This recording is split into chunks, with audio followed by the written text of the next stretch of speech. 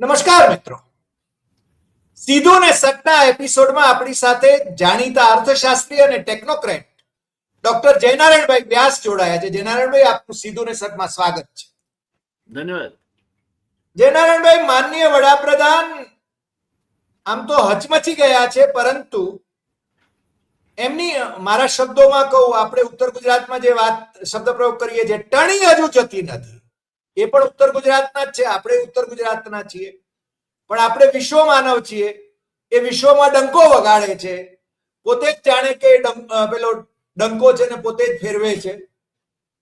અને હવે એમના ભોપાળા લગભગ ખુલ્લા પડવા માંડ્યા છે. અને ખાસ કરીને જ્યારથી જૈનજી પર અત્યાચારો થયા, નીટની પરીક્ષાના મુદ્દે જંતર મંતર ઉપર જે રીતે આંદોલન થયું, એના ઉપર પોલીસ બર્બરતા ના માહોલ રચાયો.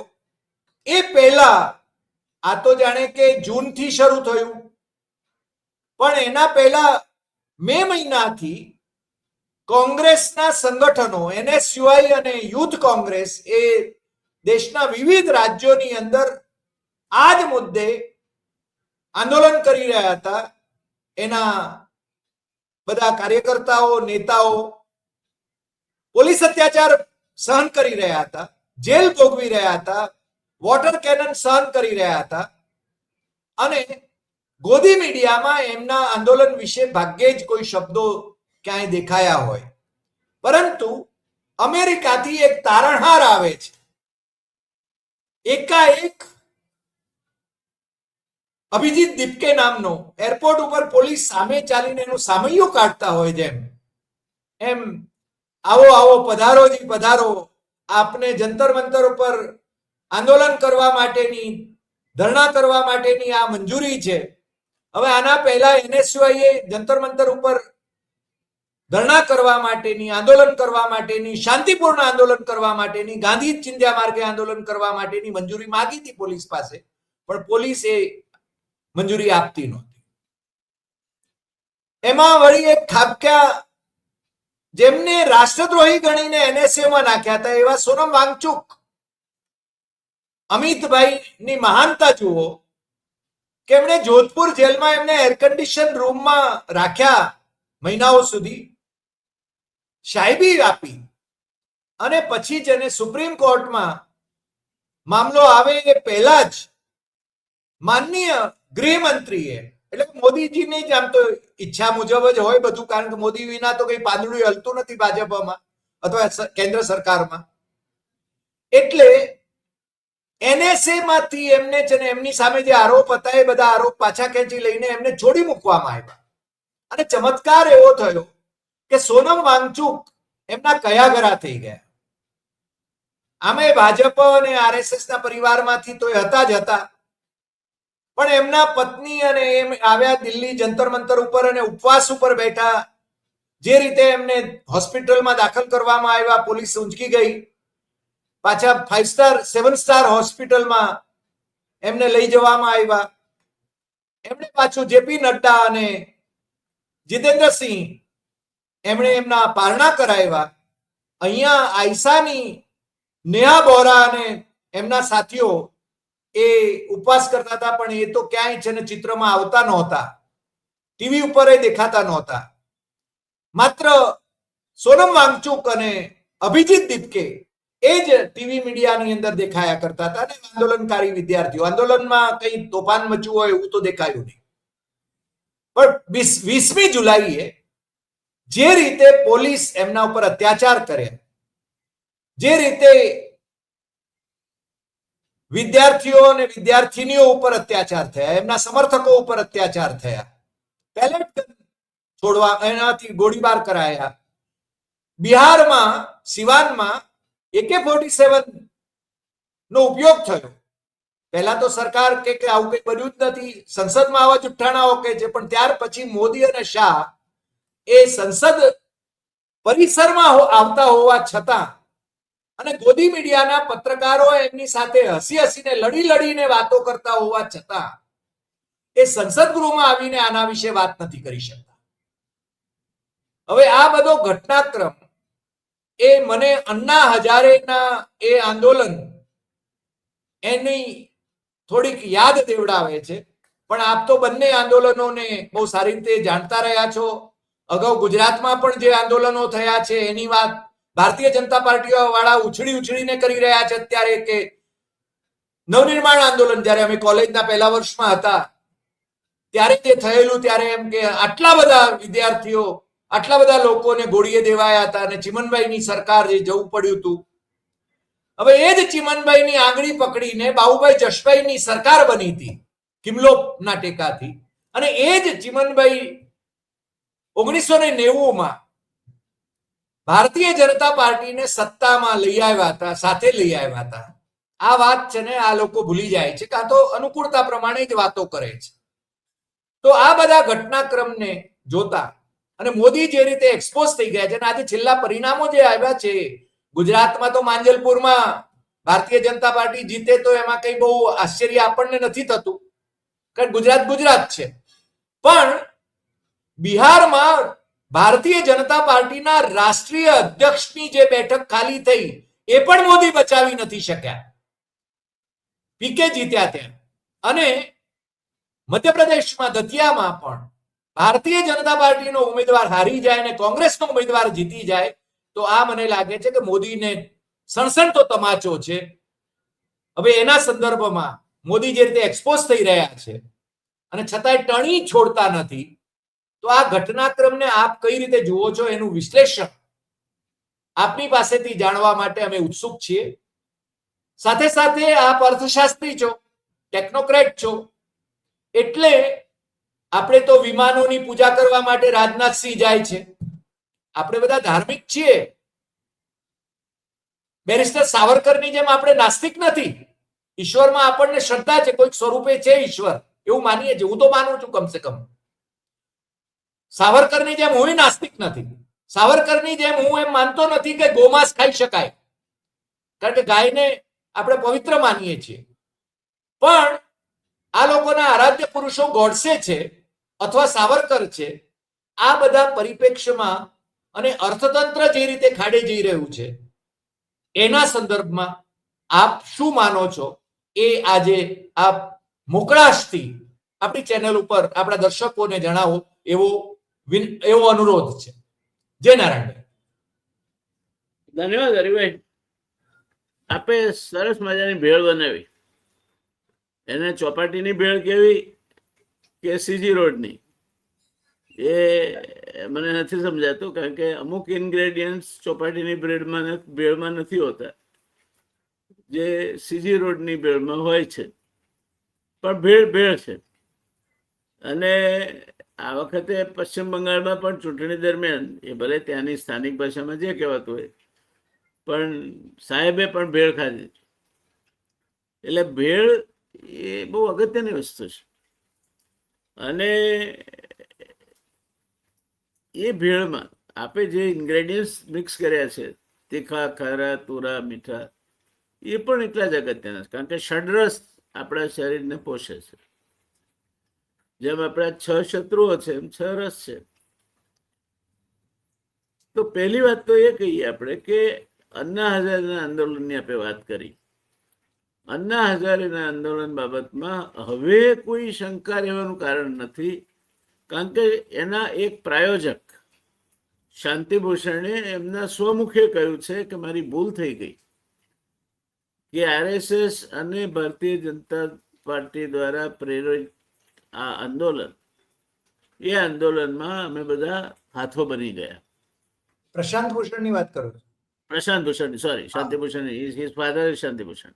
પ્રશાંત ભૂષણે કબૂલ કર્યું છે કે ભાઈ આ અમે બધા, પછી યોગેન્દ્ર યાદવ દેખાય કે તમને કિરણ બેદી દેખાય કે કુમાર વિશ્વાસ દેખાય, આશુતોષ દેખાય, આશુતોષ દેખાય કે તમારા અત્યારના કેજરીવાલ, બધા it broad across glowing faces. પણ આ આખું એક ડિઝાઇન હતી. એમાં તો પ્રશાંત ભૂષણે બહુ ચોખ્ખું કહ્યું કે એ રાષ્ટ્રીય સ્વયંસેવક સંઘ અને ભારતીય જનતા પાર્ટીનું સહિયારું સાહસ હતું. હવે એ સહિયારું સાહસ બને એના પહેલા comptroller and auditor general of India, એણે આખો મસાલો, જેમાં મનમોહનસિંહજી પછી દરેકમાં નિર્દોષ પુરવાર થયા, એના બધા જ આક્ષેપો હજુ આજે પણ ભારતીય જનતા પાર્ટીના મિત્રો 2G થી માંડીને બધા જાત જાતના આક્ષેપો કરે છે. પણ વિનોદ રાય એ પણ he was playing to the tunes, or rather he set the tunes. પેલી કવિતા આવે છે ને અંગ્રેજીમાં કે piper in a street today sat up and tuned and started to play, and away in the sound of his music. બધા ઉંદરડાઓ પાછા પછી ચાલ્યા ડૂબીમાં. એટલે આ આંદોલન એ એક પ્રેરિત આંદોલન હતું. અન્ના હજારેના ચહેરાનો ઉપયોગ કરવામાં આવ્યો હતો. આક્ષેપોની ગૂંથણી વિનોદ રાયે કરી હતી, અને કેટલાક જાણીતા, જેને આપણે એમ કહી શકાય કે NGOs, સ્વયંસેવી સંસ્થાઓ, એમને પણ આમાં આવરી લેવામાં આવ્યા હતા, અને બધા એક જ મુદ્દે એમ કે આ સરકાર ભ્રષ્ટાચારી છે. આ એક મુદ્દો હતો. હવે આપણે આની સાથે આજની સરખામણી કરીએ તો જેમ અન્ના હજારે એ ટ્રાન્સપ્લાન્ટેડ હતા, એમ દીપકે ઇઝ એ ટ્રાન્સપ્લાન્ટેડ. જેમ Vinod Rai was preplanned and preplanted, એમ Sonam Wangchuk is preplanned and preplanted. જેમ અન્ના હજારે ઉપવાસ પર ઉતર્યા, એમ સોનમ વાંગચુક પણ ઉપવાસ પર ઉતર્યા. અને જેમ અન્ના હજારે 18મા દિવસે ઉપવાસ તોડ્યા, એમ એમણે પણ તોડ્યા. અન્ના હજારેને મેદાંતા હોસ્પિટલમાં લઈ જવાય, સોનમ વાંગચુકને પણ મેદાંતા હોસ્પિટલમાં લઈ જવાય. એટલે there are striking similarities between. મને લાગે છે કે ભારતીય જનતા પાર્ટી એ ભૂલી ગઈ છે કે ઇતિહાસમાં, એ બરાબર છે હર્બર્ટ સ્પેન્સરનું વાક્ય કહીએ આપણે કે હિસ્ટ્રી રિપીટ્સ ઇટસેલ્ફ, પણ એનો બીજો ભાગ એવું કહે છે કે first time as a comedy or ફારસ, and second time as a disaster. Right. And he has been proven exactly right. It has been repeated as a disaster because it was second time. એટલે ઇતિહાસને તમે પુનરાવર્તિત કરી શકતા નથી એના એ જ ફોર્મમાં. ઇતિહાસ એ એવું એક માથાભારે તત્વ છે કે જેને તમે એમ માનતા હો કે તમે ઇતિહાસ રચો છો અથવા ઇતિહાસ તમારો દોરાય છે, તો સાહેબ ઇતિહાસ તમને દોરે છે. અને ઇતિહાસ એમને યાદ રાખે છે જે લોકો ઇતિહાસને યાદ રાખે છે. આ એનો વણ લખ્યો નિયમ છે. History remembers those who remember the history. એટલે આ ભારતીય જનતા પાર્ટીનો મૂળ સ્વભાવ નથી. અભ્યાસ કરવો એ ભારતીય જનતા પાર્ટીનો મૂળ સ્વભાવ નથી. એના આઈડિયોલોગ્સ ઉછીના હોય, ગુરુમૂર્તિ હોય કે બીજા કોઈ હોય, પણ એ ઉછીના હોય. અને એ લોકો વિનોદ રાયની માફક આવી અને પોતાનો રોલ કરી જાય, અને એને આગળ લઈને એને બ્રહ્મવાક્યમ જનાર્દનમ કહીને પછી ભારતીય જનતા પાર્ટી તૂટી પડે, જે એમની આવડતનો વિષય છે આંદોલન કરવા. અને એક વાક્યતા કે જેરાર્ડ ફોર્ડને કોઈ પૂછ્યું કે તમને કયો રંગ ગમે, ત્યારે બહુ સરસ જવાબ હતો, મને બધા જ રંગ ગમે છે જ્યાં સુધી એ કાળો હોય. I have no problem with any color so far so it is black. આ ભારતીય જનતા પાર્ટીનું એવું જ છે. એના બધા જ રંગ છે જ્યાં સુધી એ સત્તા સાથે તમને જોડતા હોય. આ એનું ત્રીજું પગલું છે. વાહ, બહુ અચ્છે. મને એમજી બોકરે યાદ આવી ગયા, હિન્દુ ઇકોનોમિક્સ વાળા. જી, તમે ગુરુમૂર્તિની વાત કરી એટલે. હા, એટલે હરિભાઈ આ કઈ somebody feels કે કઈ દીપકે આવી ગયા અને આ થઈ ગયું છે, આ બધું એ ઇતિહાસના પાત્રો હતા. એક વખતે પેલું શિયાળ ને ઊંટ કોઈ ખેતરમાં શેરડી સફળતાપૂર્વક ખાઈ ચૂક્યું હતું, એટલે બીજી વખતે પણ પેઠા. હવે ત્યારે એમને ખબર નહોતી કે આ શિયાળ ને ઊંટની વચ્ચે એક રોજડું આવશે અને એ હા. તરફડાટ મચાવી દેશે. વાહ વાહ વાહ વાહ જયનારાયણભાઈ વાહ. એ રોજડું એટલે જેનજી. જૈનજી. અને કેમ અગત્યનું? તો એટલા માટે અગત્યનું કે આ દેશની 70% વસ્તી 35 વર્ષ કરતા ઓછી વય ધરાવે છે. True. આપણું સરેરાશ વય 31 વર્ષ છે. We are one of the youngest countries in the world, or if you consider large economies, we are the youngest. એટલે ઓબ્વિયસલી આવનાર સમયમાં કોઈ પણ સત્તા હોય, કોઈ પણ ક્ષેત્ર હોય, એ યુવાનોને બાજુ પર મૂકી નહીં ચાલી શકે. આ બહુ સ્પષ્ટ સમજાવવું જોઈએ. એટલે અમારા જમાનામાં આમ થતું હતું અને હવે આમ થાય છે. તો સાહેબ, આજના જમાનામાં પહેલા ગામ સભામાં 2 માણસ ઉભા થઈને કહી દેતા હતા કે તાણે આપણે બધા આમાં નિર્ણય કરીએ છીએ કે હરિભાઈને આપણે ચૂંટી લાવવા, ને બધા તાળીઓ પાડીને બેખરાઈ જતા હતા. પછી ચા પાણી થતું. હવે નહીં કહેવાતો.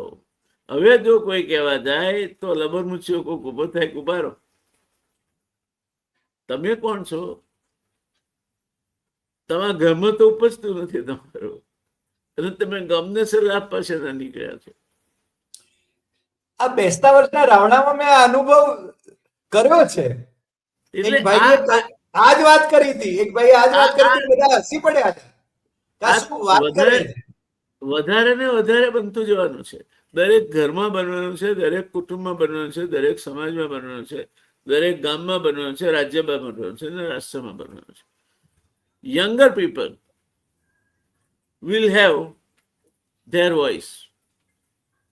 અચ્છા, They એમની assert. એક મુખ્ય ટ્રેટ એ છે કે દે આર હોરિબલી ટ્રાન્સપરન્ટ. Yes. એના બાપાથી પણ છુપાવશે નહીં. એ જે માને છે તે કહેશે, કહેશે, કહેશે ને કહેશે.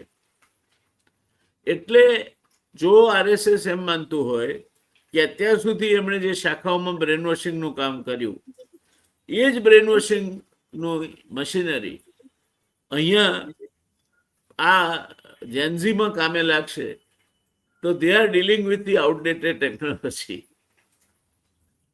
Right. અને ટેકનોલોજીનો એક એવી વિચિત્રતા છે કે એ જે એની સાથે ચાલે છે એને ચલાવે છે. એ આગળ ચાલે છે અને એને ચલાવતો. મેગી આવી, એની સાથોસાથ બ્રિટાનિયા જેવી કંપનીએ ઇમ્પ્રુવડ વર્ઝન ઓફ મેગી, જે પોલિયુરેથનના કપમાં ગરમ પાણી નાખો એટલે તૈયાર થઈ જાય, કંઈ કરવાનું નહીં, બજારમાં મૂક્યું હતું. બિસ્કા. અને બિસ્કાની ફેક્ટરી જોવા હું જ્યારે ગયો ત્યારે મને એના મેનેજિંગ ડિરેક્ટરે પૂછ્યું હતું કે what do you think about this revolutionary idea? મેં કહ્યું ઇટ વિલ ફેલ. મને કે કેમ? મેં કહ્યું it is ahead of time. અહીંયા ગરમ પાણી રેડી, સમય બચાવી અને મેગી ખાવાની ચિંતા કરવા જેવી છે જ કે ટાઈમ તો ભરમાર છે અહીંયા. બીજું કે nobody expects you to prescribe their taste and recipe. And Brisca failed. અમદાવાદમાં શિયાળામાં આઈસ્ક્રીમ ખાઈએ તો શરદી થાય, આ માન્યતા બદલીને આઈસ્ક્રીમ ઇઝ એ ફૂડ, એ માન્યતા લઈ આવ્યા વાડીલાલ. પણ પછી શું થયું?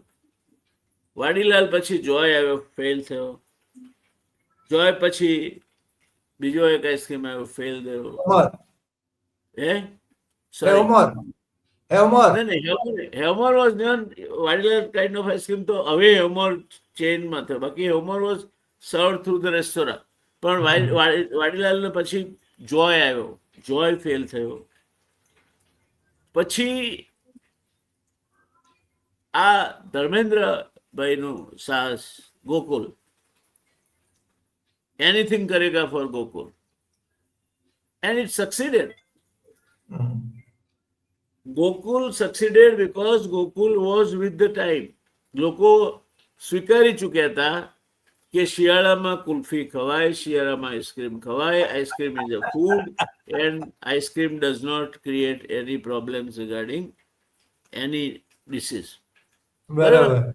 Right. એને એના માલિકોએ ફેલ કરી નાખ્યો. એનીથિંગ કરેગા ફોર ગોકુલને એને એના માલિકે ફેલ કરી નાખ્યો, કારણ કે they went into so many field. એ વખતે પેલા પબ્લિક ઇશ્યુઝ ભરાઈ જતા હતા, એટલે they went into the kesar, they went into readymade garments. And આની જે એની કોર સ્ટ્રેન્થ, કોર પ્રોડક્ટ હતી ice cream, for which Dharmendra Group was known, that was killed. તે ક્યાં સુધી કિલ થઈ? હોકો આવે ત્યાં સુધી. અચ્છા, તમે કહો હોકો ઇઝ સક્સેસ, તો હું કહીશ ના. Hocco again is a copy of what Vadilal and Hevmor are doing. એને એની ચેન લઈ લીધી છે, અને પેલા લોકો પાછા આઈસ્ક્રીમની ચેનમાં પોતાના નામે આવી જ ગયા છે, અને દે આર ડુઈંગ વેલ. એટલે આ જે અન્ના હજારે વાળો પ્રયોગ હતો, એ જ લાઈન ઉપર આપણે આ આખી ગૂંથણી ગૂંથીશું. એવો જે વિચાર મને લાગે છે આરએસએસ અને ભારતીય જનતા પાર્ટીના જે કોઈ સ્ટ્રેટેજીસ્ટ છે, તો જે લોકો એની આયોજકો છે, ઇટ હેઝ ફેલ. એટલું જ નહીં, પણ Sonam Wangchuk and Abhijit Dipke and Sonam Wangchuk both have been, being bad products, consigned to the dustbin. It will not be possible to revive them. Like તમારે ત્યાં નવનિર્માણ આંદોલન થયું, લાઈક તમારે ત્યાં અનામત આંદોલન થયું. જસ્ટ જુઓ એમના નેતાઓ ક્યાં છે અત્યારે. None of them has come to become the chief minister or like of that, or in the forefront. એટલે એક પિક્ચર છે બીજા વિશ્વયુદ્ધનું, પેટર્ન કરીને. General pattern was a very successful general during Second World War. અને પિક્ચરના અંતે એક પ્રશ્ન પૂછવામાં આવે છે કે what happen to general pattern, અને જવાબ મળે છે કે general pattern was a product of war. With war he flourished, and with the end of war he disappeared into the oblivion. Same thing happened with Winston Churchill. Yes. He was the hero. Lost the election. Churchill vote Labour. ચર્ચિલને Trafalgar સ્ક્વેરમાં જે નાગરિક સન્માન મળ્યું હતું, એ બ્રિટનના કોઈ પણ પ્રધાનમંત્રીને હજુ સુધી નથી મળ્યું. અને એટલે ચર્ચિલના વિરુદ્ધ તો કશું કહેવાય એમ જ હતું. He was the hero of the Second World War.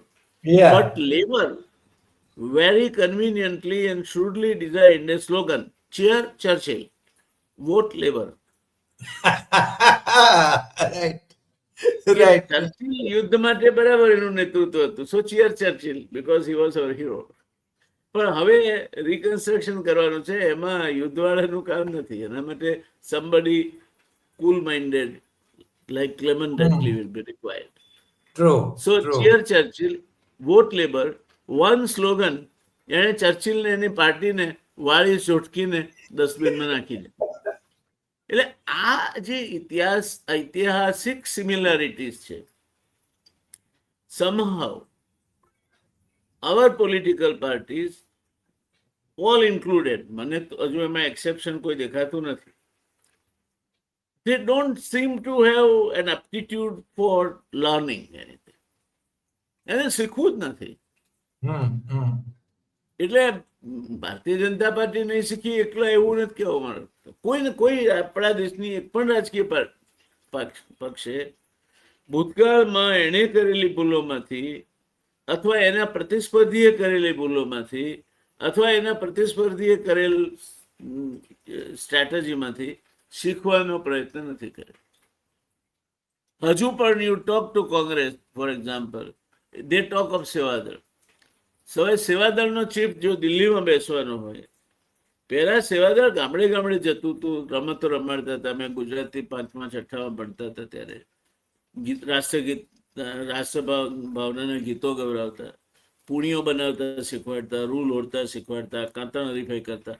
Idea was activity which was sort of amalgamating you or welding you with the Congress ideology. True. Now that has vanished. એમાંથી ભારતીય જનતા પાર્ટી એ શીખતી નથી કે RSS also can vanish. And it's a vanishing phenomenon. RSS ની શાખાઓ ત્યાં સુધી જ છે જ્યાં સુધી ભારતીય જનતા પાર્ટીની સત્તા છે. નહીં, અને એ પણ ઓછી થતી જાય છે, કારણ કે દોડ છે ને, ભારતીય જનતા પાર્ટી હાજરી પાંખી થતી જાય છે, શાખાઓ ઓછી Yes. થતી જાય છે. પણ whatever cloud they have is linked with BJP's fortunes. Earlier, BJP's fortunes were linked with RSS's activity. It has become vice versa now. એટલે આ જે અનુભવ કોંગ્રેસનો, સેવાદળનો અનુભવ છે, એમાંથી બીજેપીએ કોઈ શીખ લીધી નથી. અને the way BJP is Fehling, એમાંથી કોંગ્રેસ શીખ લેવાનું નથી.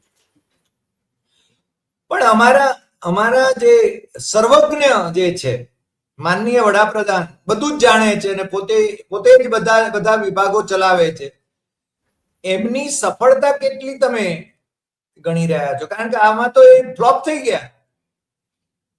ના હરિભાઈ, એવું છે કે આવડો મોટો દેશ છે અને અનેકવિધ પ્રવૃત્તિઓ ચાલે છે. કેટલીક પ્રવૃત્તિઓ ઓટો પાયલટ મોડ પર છે, એટલે એના પરિણામો તમને દેખાવાના. ગવર્મેન્ટ ઓર નો ગવર્મેન્ટ, તમે એને રોકો નહીં અથવા એવા પત્રો ના નાખો ત્યાં સુધી દેખાવાના.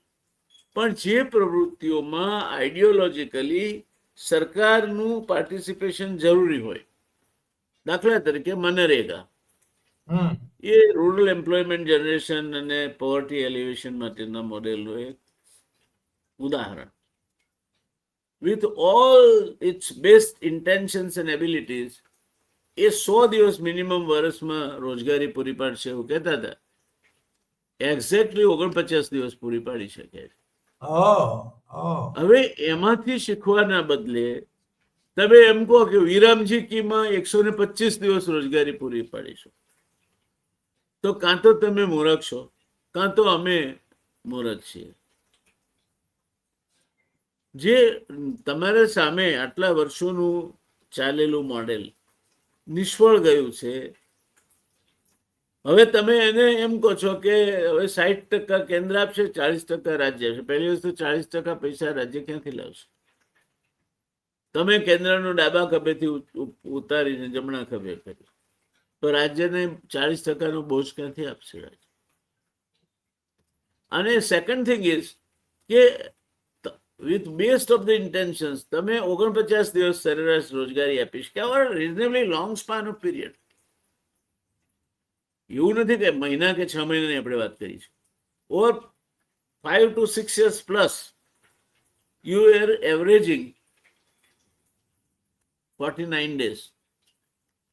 હવે તમે દેશને એમ કહો કે અમે 125 દિવસ રોજગારી આપીશું, તો કાં તો દેશ મૂરખ છે કે માની લે, કાં તો યુ આર ડે ડ્રીમિંગ. એ પણ હોઈ શકે, તમારા ઇન્ટેન્શન નોબલ હોય, તમારી ભાવનાઓ ઉછાળામાં, તે બધું બરાબર, પણ તમે જે નથી કરી શક્યા અગાઉ, એ હવે ક્યાંથી કરી શકશો? અને હવે તો 40% સ્ટેટનું એલિમેન્ટ આવ્યું, એમાં વધતા ઓછા અંશે poor states will have laser money, the richer states will have more money, better educated states like Tamil Nadu and Kerala will implement it better. સૌથી સારામાં સારું મનરેગાનું ઇમ્પ્લિમેન્ટેશન મેઘાલયે કર્યું છે, અને સરેરાશ 52 દિવસ રોજગારી આપે છે. ઓકે, એટલે તમે અમુક વસ્તુઓ જે તમે કહો એનો જવાબ એ છે કે અમુક વસ્તુઓ ઓટો પાયલટ મોડ પર છે. જો તમે એને ખેંચવી ના નાખો તો એ ચાલ્યા કરશે. એને તમારે હળી નહીં કરવાની, લેટ ધેમ કન્ટિન્યુ. અમુક વસ્તુઓ જે છે તે તમારે સમજવી પડશે કે તમે શું કરવા માંગો છો. તમે જ જો સમજતા ન હો અથવા તમે એવું કરવા જઈ રહ્યા હો કે જેને વાસ્તવિકતા અને સનાન સૂતકનો સંબંધ ના હોય તો મરશો તમે. અને એનું આદર્શ ઉદાહરણ નલ સે જલ યોજના છે. એ યોજનામાં 100% ઘરમાં નળ પહોંચ્યો છે એવું ભારત સરકાર કહે છે. પણ ભારત સરકારનું જ અસેસમેન્ટ એવું કહે છે કે એમાંથી 58% લોકોને જ પાણી મળે છે. ઓહ, એ 58%માંથી માત્ર 47.3% લોકોને જ ક્વોલિટી પાણી મળે છે. તો તમારો ઉદ્દેશ શું હતો? તમારો ઉદ્દેશ હતો 55 લીટર પ્રતિ વ્યક્તિ પ્રતિ દિવસ પાણી આપવું, જરૂરી ગુણવત્તા સાથેનું આપવું અને નિયમિત આપવું.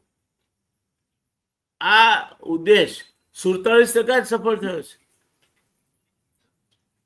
અને તમે કહો છો કે 100% સફળ થયું છે કારણ કે દરેક ઘરમાં નળ લાગી ગયો છે. So this is how you look at it. તમે કઈ રીતે જુઓ છો? પણ જેનરલભાઈ આપ તો ઇકોનોમિસ્ટ છો અને સાથે સાથે ટેકનોક્રેટ છો. હવે પાછા જૈનજી પર હું આવું છું. જૈનજીને નવી ટેકનોલોજીની જ એની ખેવના હોય એ સ્વાભાવિક છે, અને તમે એને રામાયણ અને મહાભારતના યુગ તરફ લઈ જવા માટેની કોશિશ કરતા હો તો એ મેળ ક્યાં બેસે? નહીં, એ મૂર્ખતા છે. કારણ કે તમે જો એમ કહેતા હો કે શિવજીએ ગણેશજીનું મસ્તક હાથીનું મૂક્યું, that was the first organ transplant. આ કોઈ મગજ વગરનો માણસ જ કહી શકે. તમે દરેક વસ્તુને શા માટે યુલોજાઇઝ કરવા માંગો છો? You had best of the knowledge, એમાં કોઈ ડાઉટ નથી. આપણી તક્ષશિલા અને નાલંદા વિદ્યાપીઠો વિશ્વમાં સર્વશ્રેષ્ઠ હતી, પણ એ કેમ ભૂલી જાઓ છો કે એમાંનું ઘણું બધું નોલેજ સળગી ગયું? તમારી પાસે આજે એ તમારું પોતાનું જ્ઞાન ક્યાં છે? જર્મનોએ બ્રિટિશર્સને કહેવું પડ્યું કે મહાભારત એ અદ્ભુત ગ્રંથ છે અને જીવન પદ્ધતિ વિશે જે કોઈ જાણવું હોય અથવા ફિલોસોફાઇઝ કરવું હોય તો એના માટે રિસર્ચ કરવા માટે તમે ભારતમાં એક સંસ્થા ખોલો. અને અત્યારે જે ભંડારકર ઇન્સ્ટિટ્યૂટ છે પુણેની, હા હા, એ બ્રિટિશ ચાર્ટરથી ખુલેલી છે. It was establish through a royal charter. Right, right. અને જર્મની એ રિસર્ચ કરે છે. અત્યાર સુધીમાં 21 વોલ્યુમ એણે બહાર પાડ્યા છે. તમે એને માનશો કે તમારી કપોળકલ્પિત વાતો કીધા જ કરશો? અને સંસ્કૃત એટલે આપણને હમણાં પાછું તાજું જ છે. ઓપનહેમરની વાત હમણાં જ નીકળી હતી હિરોશીમા નાગાસાકીના સંદર્ભમાં. એણે પોતે સંસ્કૃત શીખ્યો એ માણસ, એણે ગીતાને ટ્રાન્સલેટ કરી અને જ્યારે અણુબોમ્બનું પરીક્ષણ કર્યું ત્યારે જ એણે ગીતાનો શ્લોક રિસાઇટ કર્યો હતો. હવે અત્યારે સંસ્કૃતમાં છે ને પીએચડી કરવા માટે છે ને લોકો અમેરિકન્સ છે ને દે ગો ટુ જર્મની, અને આપણે ત્યાં ગુજરાતીમાં પીએચડી લખે છે. મેક્સ મુલર ભવન પાસે તમારા ઓરિજિનલ ગ્રંથો સંગ્રહાલય પડ્યા છે. એટલું જ નહીં, પણ એનું ટ્રાન્સલેશન પણ અવેલેબલ છે. અને હવેના સમયમાં જ્ઞાન એ કોઈ એક જગ્યાએ સંકળાઈને રહેશે નહીં. એટલે આઈ વોન્ટ સે technology always is good. Right. તે તમારો પ્રોબ્લેમ શું છે? તમારો પ્રોબ્લેમ છે એમ્પ્લોયમેન્ટ. અને એટલે તમે એવી ટેકનોલોજી ના લ્યો which is substitute of employment oriented schemes and creates unemployment or automation. એ આપણને શ્રમ પ્રચુર ઉદ્યોગ આપણે ત્યાં હોવો જોઈએ. તો ટેકનોલોજીનો જેટલો ભાગ જરૂરી હોય તેટલો લો. દાખલા તરીકે ઘોડાજીરું. એમાંથી સતીસબ કુલ બને. એના લગભગ 300 થી વધારે પ્રોડક્ટ પ્રોક્ટર એન્ડ ગેમ્બલ બનાવે છે. પહેલા સલ ઇન્ડિયા બનાવતું, then Procter and Gamble acquired it. તો તમે એ ટેકનોલોજી તમારા ત્યાં ડેવલપ નથી કરી શકતા.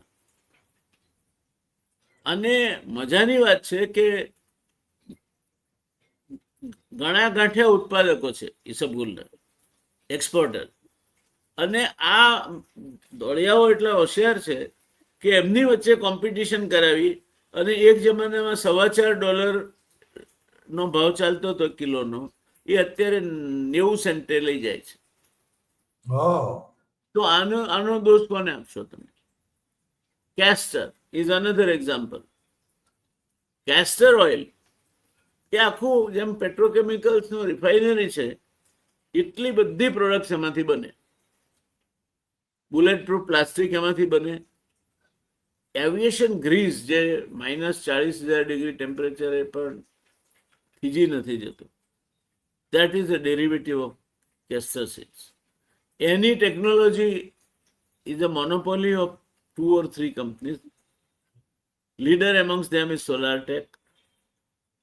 તો આટલા વર્ષોમાં તમે રિસર્ચ કરીને એ ટેકનોલોજી ડેવલપ નથી કરી શક્યા. મેડિસિનમાં પણ એનો ઉપયોગ થાય.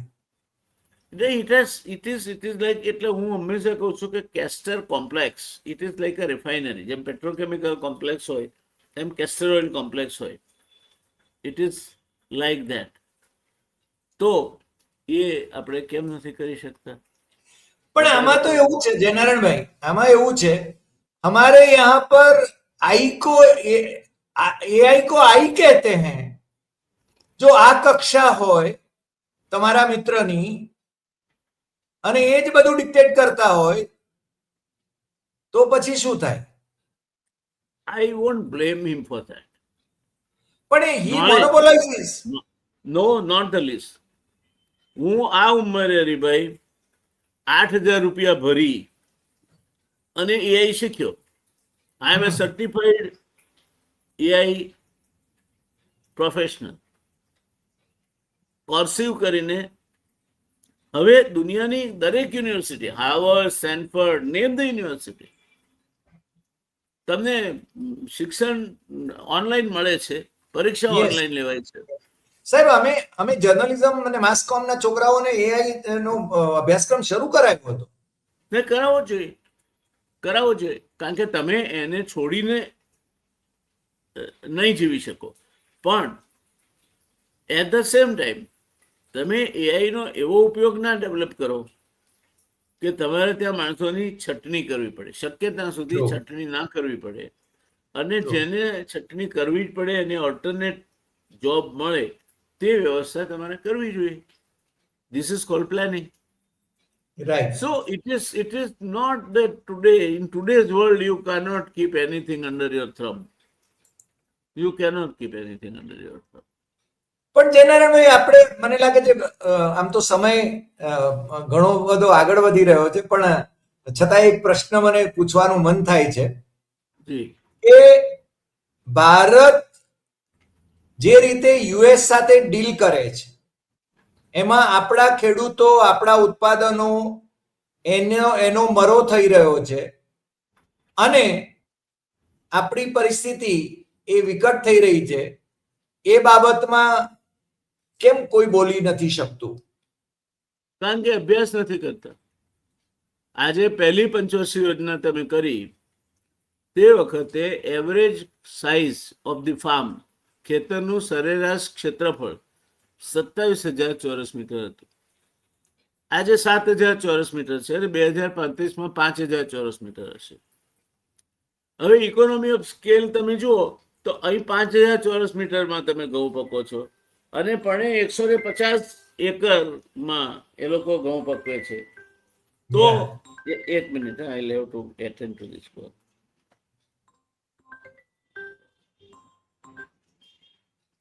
હેલો જી, ગુડ ઇવનિંગ. છું ઓફિસે જ છું. નહીં, ઓફિસે જ છું. હું મોકલી આપું. જી જી જી નો પ્રોબ્લેમ હા હા હા નહીં નહીં કઈ એ જે લક્ષ્યમાં હું સહી કરી આપીશ there is no problem હા થેન્ક યુ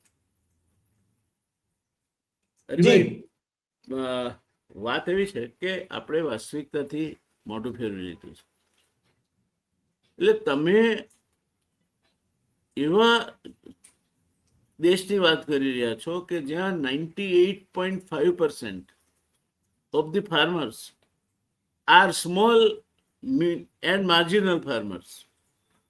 રાઈટ અને એની સરખામણી તમે અમેરિકા સાથે કરો છો. આ પહેલી ખોટી વાત. બીજી ખોટી વાત, સબસિડી એ લોકોને કેટલી મળે છે. Millions of dollars subsidy per farm they get. Here you Right. get in few thousands. તે તમારા હાથમાં પહોંચ્યા તો નસીબદાર. ટ્રુ ત્રીજી વસ્તુ, they are using genetically modified seeds. તમે અમેરિકાનું સોયાબીન લો ને એનું સોયાબીન લો, if you go for extract, that soybean will give you 6 times more yield.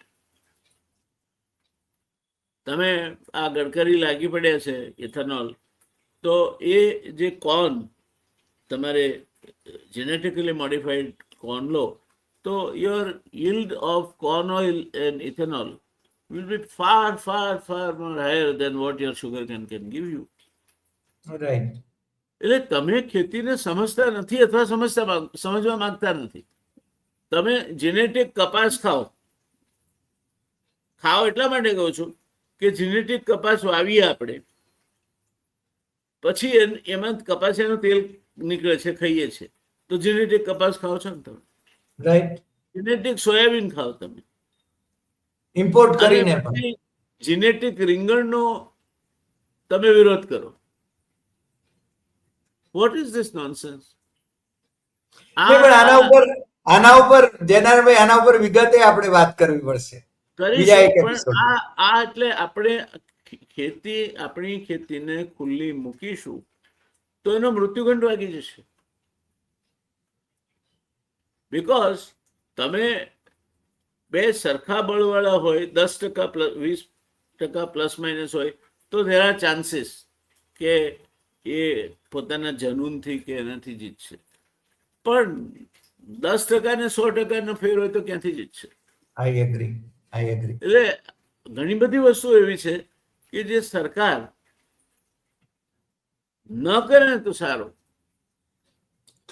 You stop teaching genetical engineering, you stop teaching genome. હવે તમારે ફરજિયાત જીનોમ શીખવાડવું જ પડશે, કારણ કે તમને બાળક જન્મે અને એના રંગસૂત્રો પરથી ખબર પડે કે આને 65મા વર્ષે આ પ્રકારનું કેન્સર થવાની શક્યતા છે, and you can eliminate it. Yes yes, તો એનાથી દૂર રહે કેમ ચાલશે? સાચી વાત છે. એટલે ઓપોર્ચ્યુનિટીઝ છે અને રહેવાની, but the type of opportunities will change. એટલે જેમ કમ્પ્યુટર આવ્યા ત્યારે ઉબાળો થયો હતો એને નહીં અપનાવવા માટે, હા, અટલજી ગાડું લઈને નીકળ્યા હતા.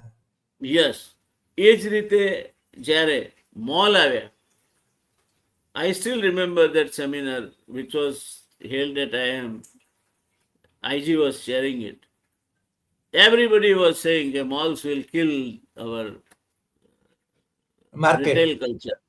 I was a lone voice. I said no. They'll not kill the retail culture.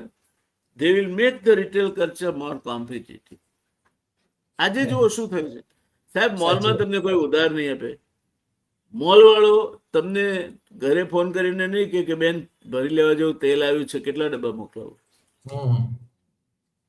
તમને તમારો ગ્રોસર કે છે. રાઈટ. એટલે હરિભાઈ તમે એમને દીધે જ રાખો એ બરાબર નથી, ને આપણે એવું કરીએ છીએ. આપણે બીજા એપિસોડ કરીશું આનો. હું લોકેશન મોકલી દઉં આપને. જેનારભાઈ આપણે છે ને આના ઉપર જરા વિગતે બીજો એપિસોડ કરીશું. ત્યારે પહેલી વાત હરિભાઈ એ સમજવાની જરૂર છે કે what is good to you is not good to me. True What is good for America is not good for Dubai. Yeah And what is good for Dubai is not good for Iran. સાચી વાત છે, સાચી. Every whether every country, they have their individuality. And સાચી you વાત. have to address their individualities in such a manner that you convert them into strengths rather Sachi. than trying to oppose them to convert them into your weaknesses. આપણે આ કરી રહ્યા છે. Right પાણી તમારે પણ- ફરજિયાત થી જ આપવું જોઈએ, કારણ કે તમે જ્યારે પહેલી પંચવર્ષીય યોજના લખી ત્યારે તમારી પાસે પાણીનો દરિયો હતો, તમારી પાસે માથાદીઠ પાણીની ઉપલબ્ધિ એ 52,600 મીટર ક્યુબ પ્રતિ વ્યક્તિ પ્રતિ વર્ષથી વધારે હતું. આજે it is less than 1200 metre cube per person per day. અને એમાં આ દેશમાં 1/3 પાણી 2/3 વિસ્તારમાં છે. ગુજરાત 1/3 વિસ્તારમાં આવે છે. એટલે આપણે ત્યાં average water availability is less than 800 metre cube per person per day, which is a water stress condition. Accept it. True true. પણ આજે આપ અમારી સાથે જોડાયા, મને લાગે છે બહુ જ રસપ્રદ ચર્ચા થઈ છે. મને રોકવાનું મન નથી થતું, પણ સમય જઈ રહ્યો છે, એટલે જ ને આપણે બીજા એપિસોડમાં આ બધી ચર્ચા જરૂર કરવી છે. એટલે આપણે અનુરોધ એડવાન્સમાં આપને કહી રાખું છું. હા, નહીં, જ્યારે આપને સમય મળે ત્યારે હું તો જરૂર, અહીં ઓફિસમાં જરૂર. છું. આજે આપ અમારી સાથે જોડાયા બદલ આપનો ખૂબ ખૂબ આભાર, અને ફરી મળીશું નવા એપિસોડમાં આના ઉપરની ચર્ચા માટે, વિગતે ચર્ચા માટે. નમસ્કાર. Thanks a lot.